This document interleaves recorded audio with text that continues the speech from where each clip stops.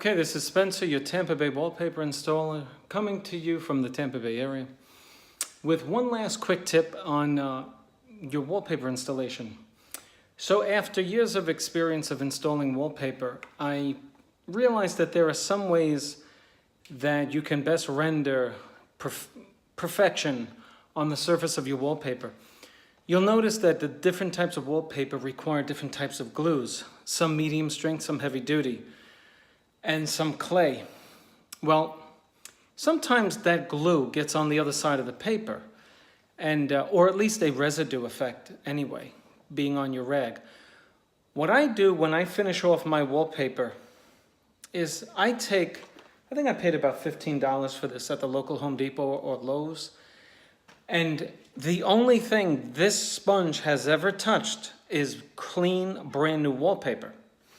And so what I do with it is dip it in lukewarm water, and I make sure that the sponge only is touching the wallpaper.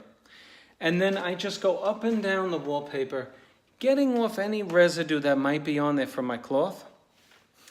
It's an extra step that I take to ensure perfection.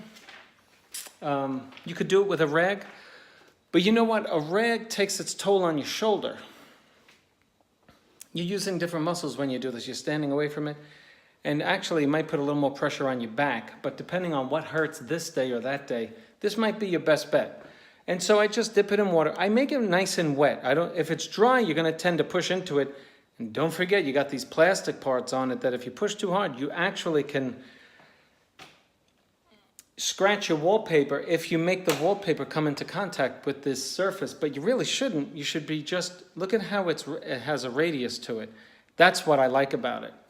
And so I just go up and down, putting pressure on the wallpaper with my sponge. And you see how nice and clean that it makes it? You know what I'm saying? I mean, I really like the way it takes off any residue of anything on that wall covering. That's what I like about it. Let me show off my corner once again. I did a video on this already earlier in the day. Look at that beautiful corner. Look at the sharp and crisp line.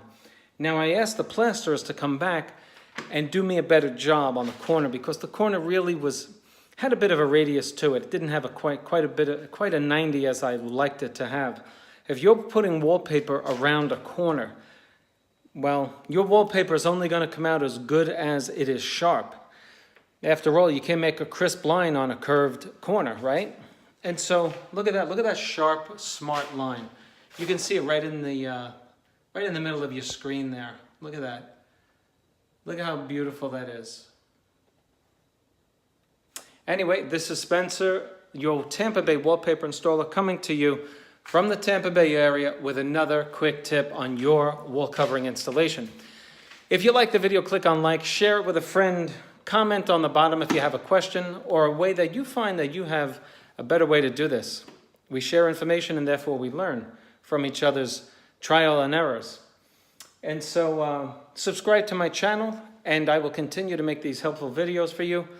And thank you for watching, and I'll see you on the next one.